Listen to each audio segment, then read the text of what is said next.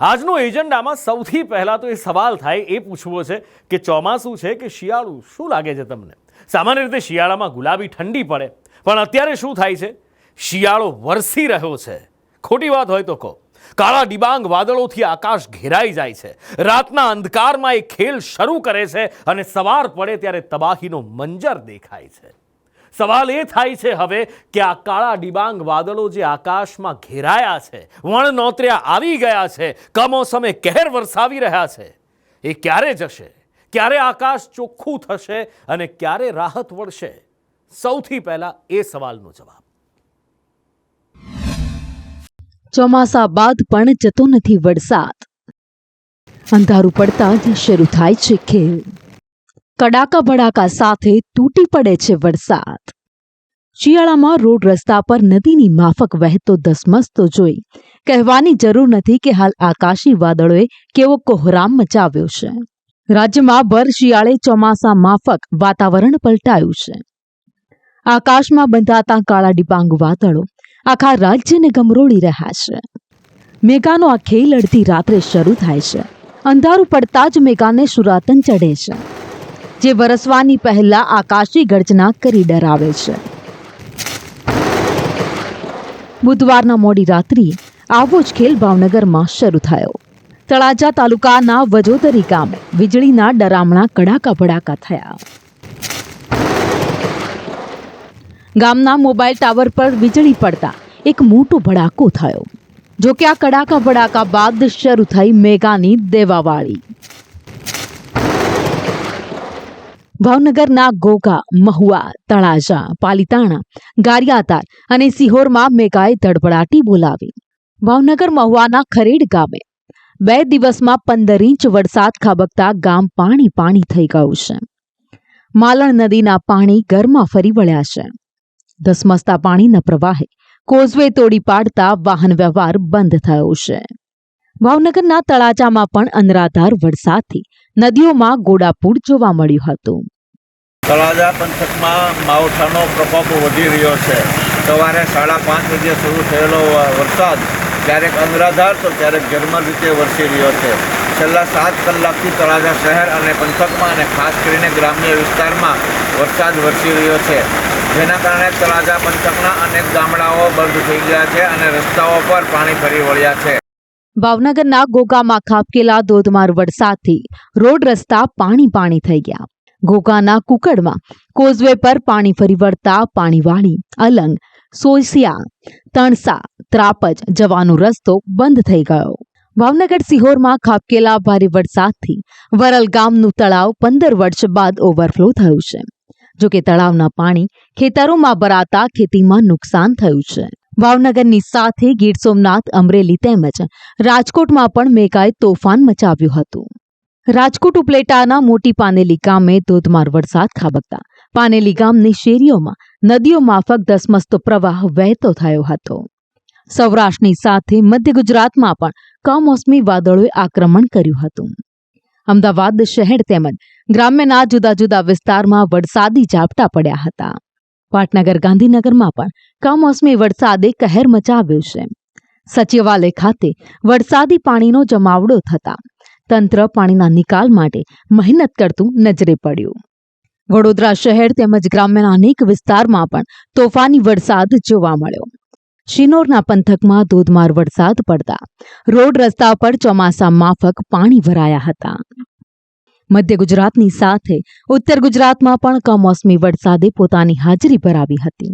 સાબરકાંઠાના વડાલી શહેર તેમજ ગ્રામ્ય વિસ્તારમાં કમોસમી વરસાદ ખાબક્યો. હાલ આકાશ કાળા ડિબાંગ વાદળોથી ઘેરાયેલું રહે છે. ગુજરાતના માથે ચઢી આવેલી આ આફત દરિયામાંથી આવી છે. અરબી સમુદ્રમાં હાલ એક ડીપ ડિપ્રેશન સક્રિય થયું છે, જે વરસાદી વાદળને ગુજરાત તરફ ખેંચી લાવી છે.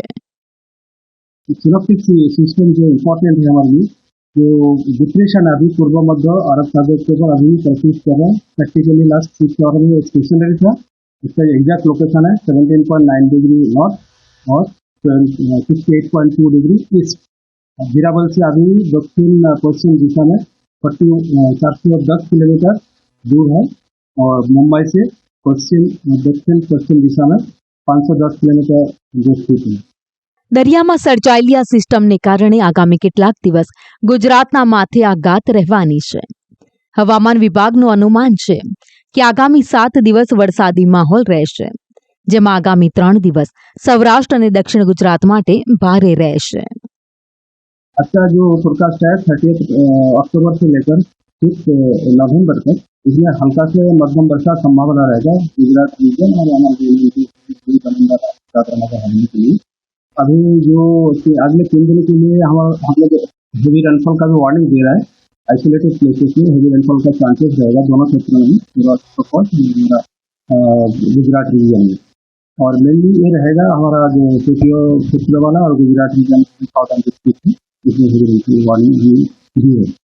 અરબી સમુદ્રમાં સર્જાયેલા ડીપ ડિપ્રેશનને કારણે ગુજરાતના બંદરો પર ચેતવણીના સિગ્નલ લગાવી દેવામાં આવ્યા છે, તેમજ માછીમારોને દરિયો ન ખેડવાની સૂચના અપાઈ છે. હવામાન વિભાગ દ્વારા આપવામાં આવેલી કમોસમી વરસાદની આગાહીને પગલે ભાવનગર શહેર અને જિલ્લામાં સતત 3 દિવસથી અવિરતપણે કમોસમી વરસાદ છે તે વરસી રહ્યો છે. રોજિંદા દિવસો કરતા આજના દિવસમાં કહી શકાય કે ભાવનગરનો જે ઘોઘાનો દરિયો છે તેમાં અત્યારે છે તે પાણીનો કરંટ છે તે જોવા મળી રહ્યો છે. પવનની ગતિ છે તેમાં પણ થોડો વધારે છે તે વધારો જોવા મળ્યો છે. આ ઉપરાંત કહી શકાય કે ભાવનગરના જે ઘોઘાનો બંદર છે, મહુવાનો બંદર છે, સમગ્ર બંદર ઉપર 3 નંબરનું સિગ્નલ છે તે લગાવી દેવામાં આવ્યું છે. સુરક્ષાના ભાગરૂપે કહી શકાય કે જે માછીમારી કરતા જે માછીમારો છે તેમની તમામ બોટો છે તે દરિયા કિનારે લાંગરી દેવામાં આવી છે. અને કહી શકાય કે ભાવનગરનું વહીવટીતંત્ર કોઈ પણ જે કહી શકાય કે જે કોઈ પણ મુશ્કેલી છે તેને પહોંચી વળવા માટે થઈને સંપૂર્ણપણે એલર્ટ થઈ ચૂક્યું છે. ગુજરાતના જાણીતા હવામાન શાસ્ત્રી અંબાલાલ પટેલે પણ ચેતવ્યા છે કે આગામી 48 થી 72 કલાક ગાત રહેશે. આગામી 2 દિવસમાં રાજ્યના ભાગોમાં હજુ ભારે વરસાદ થવાની શક્યતા રહેશે. પશ્ચિમ સૌરાષ્ટ્રના ભાગો, પોરબંદર, દ્વારકા અને જામનગરના થોડા ઘણા ભાગો અને દક્ષિણ સૌરાષ્ટ્રના ભાગો, ગીરના ભાગો અને ભાવનગરના ભાગો, આ ભાગોમાં હજુ ભારે વરસાદ થવાની શક્યતા રહેશે. આ ઉપરાંત કચ્છના ભાગોમાં પણ વરસાદ થવાની શક્યતા રહેશે. અને લગભગ આગામી 48 કલાકમાં કે 72 કલાકમાં મધ્ય ગુજરાતના ભાગો અને ઉત્તર ગુજરાતના ભાગોમાં પણ વરસાદ થવાની શક્યતા રહેશે. આમ હાલ રાજ્યમાં શરૂ થયેલો બરબાદીનો વરસાદ હજુ 3 દિવસ ભૂક્કા કાઢશે, જે ઉત્તરથી દક્ષિણ સુધી કહેર મચાવશે, તેમજ સૌરાષ્ટ્રના દરિયાકાંઠાના વિસ્તારને પણ ગમરોળશે. આમ ભર શિયાળે શરૂ થયેલા કમોસમી વરસાદને લઈને ધરતીપુત્રો અને લોકોએ હજી કેટલાક દિવસ સાચવવાનું રહેશે. બ્યુરો રિપોર્ટ, સંદેશ ન્યૂઝ.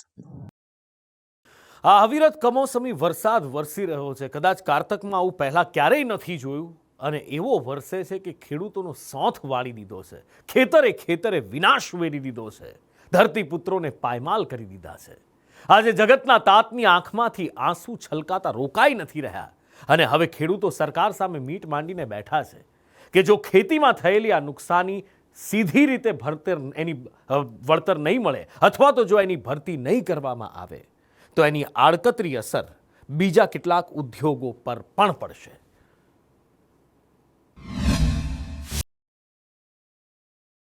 પાથરાની ફેરવી પથારી, રૂ ઊભા ખેતરમાં રોડાયું. ભર શિયાળે ચોમાસા માફક વરસેલા વરસાદે ધરતીપુત્રો સાથે દગો કર્યો છે.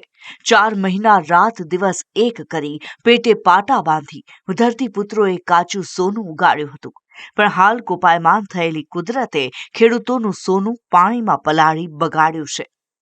કમોસમી વરસાદે પાથરાની પથારી ફેરવી નાખી છે તો રૂ ઊભા ખેતરમાં રોડાયું છે.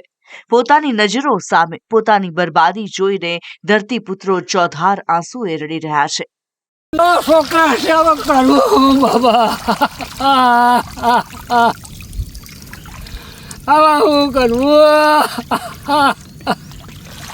બાબા, હું કરવું બાબા. છોકરાના લગ્ન હગાઈ ના માં ઘટે ને બધી કરું બાબા, કુદા ભગવાન. હાલ ખેડૂતો ખેતરમાં ધૂળધાણી થયેલી તણાયેલી મગફળી ભેગી કરી રહ્યા છે. માટી થયેલી આ મગફળી કોઈ કામ લાગે તે માટે તેને સૂકવી રહ્યા છે. ખેતરોમાં લહેરાતો ઊભો પાક તો નુકસાનીને ભેટ ચડ્યો છે, પણ આ સાથે બાગાયતી પાકનો પણ કચ્ચરઘાણ નીકળ્યો છે. ભાવનગરમાં ભારે વરસાદ સાથે શરૂ થયેલા ધોધમાર વરસાદે કેળાના બગીચામાં પણ ભારે નુકસાન કર્યું છે. ખેડૂતોનું કાસળ કાઢવાનું હોય તેમ કમોસમી વરસાદ છેલ્લું બટકું પણ તાતના હાથમાં આવવા દે તેમ લાગતું નથી. ખેડૂતોએ પલળેલી જણસી સૂકવવા કાઢી તો ફરી માવઠા શરૂ થયા છે. સુરત શહેરમાં એક દિવસના વિરામ બાદ ફરી મેઘરાજાએ સુરત શહેરમાં આગમન કર્યું છે. કમોસમી વરસાદે આગમન કર્યું છે. એક દિવસ સુધી જે મેઘરાજાએ વિરામ લીધો હતો ત્યારે તડકો નીકળ્યો હતો, તેને કારણે જે ધરતીપુત્રો છે સુરત જિલ્લાના જે દાંડી રોડ કહેવાય, સુરતના છેવાડે આવેલું દાંડી રોડ ઉપર પોતાનો જે પાક છે તે ભાત સૂકવવા માટે મૂક્યા હતા. અને ભાત હવે આખો ને આખો જ્યારે પહેલાં વરસાદ પડ્યો ત્યારે ભીનો થઈ ગયો હતો, ત્યારે સૂકવવા માટે મૂક્યા હતા, અંકુર ફૂટી ગયા હતા. ત્યારે ફરી પાછી વરસાદ પડતા હવે ખેડૂત જે છે પોતાના ભાતને મૂકીને જતા રહ્યા છે, કારણ કે આખો ને આખો હવે જે ભાત છે તે ભાત બગડી ચૂક્યો છે અને આમાં અંકુરો વગેરે ફૂટી ચૂક્યા.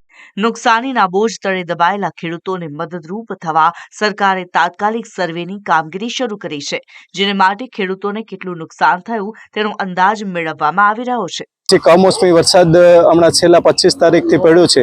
એ પછી આપણે જે આજથી સર્વેની કામગીરી ચાલુ કરવામાં આવી છે.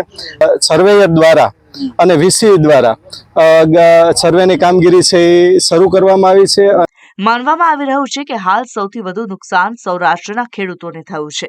સૌરાષ્ટ્રના 5 જિલ્લામાં જ મગફળી અને કપાસમાં 500 કરોડથી વધુના નુકસાનનો અંદાજ છે. કમોસમી વરસાદથી ખેડૂતોની ચોમાસુ સિઝન તો બગડી છે, પણ મગફળી બગડવાની અસર દરેક લોકો પર પડશે, કારણ કે ગુજરાતની મોટાભાગની મગફળી પિલાણમાં જતી હોય છે, જેને કારણે સિંગતેલના ભાવમાં ભડકો થઈ શકે છે. હાલ મગફળીનો પાક બગડતા મગફળીની ખેંચ ઊભી થશે. બીજું, જે બચી ગયેલો જથ્થો બજારમાં આવશે તેની ક્વોલિટી સારી નહીં હોય, જેને કારણે સિંગતેલની ગુણવત્તા બગડશે અને જે ગુણવત્તાયુક્ત સિંગતેલ હશે તેના ભાવમાં તેજી દેખાશે. એટલે ગુણવત્તાયુક્ત મગફળીની અછત થવાની પૂરેપૂરી સંભાવના છે, જેની સીધી અસર બજારના ભાવ ઉપર થશે. સારા માલની અછત થવાની શક્યતા છે, જેથી સારી મગફળીની અછતને કારણે સિંગતેલની સારા ગુણવત્તાવાળા સિંગતેલના ભાવ ઉપર પણ તેની સીધી અસર થાય તેવી તેની પરિસ્થિતિ જોતા લાગી રહ્યું છે. ત્યારે સારી ગુણવત્તાવાળા સિંગતેલની બજાર વધવાની પૂરી સંભાવના છે. સાચું ચિત્ર તો ઓઇલ મિલનું રાબેતા મુજબ શરૂ થાય અને આ કમોસમી વરસાદનું ચિત્ર સ્પષ્ટ થાય પછી આનો બજારનો ખ્યાલ આવશે. મગફળીના ફોતરાનો ઉપયોગ પશુઓ માટેના ખોળ બનાવવા માટે થતો હોય છે. જો કે હાલ મગફળી બગડતા ખોળ નહીં મળે અને જે મળશે તેની ગુણવત્તા પણ સારી નહીં હોય. એટલે એને પીલવામાંથી એનું તેલ ઓછું નીકળે અને એના તેલના ભાવે પણ નીચા રહે. એ ખોળના ભાવે નીચા રહે, કારણ કે એની અંદર એફએફ બહુ બને. એટલે જે એફએફ એટલે એક જાતનો એને કચરો ગણાય. આમ હાલ મગફળીનો પાક બગડતા બજારમાં સારી ગુણવત્તાવાળી મગફળી નહીં આવે, જેની સીધી અસર તેના ભાવ પર પડશે, જેને કારણે આવનારા સમયમાં સિંગતેલના ભાવમાં વધારો થાય તેવી શક્યતા જોવા મળી રહી છે.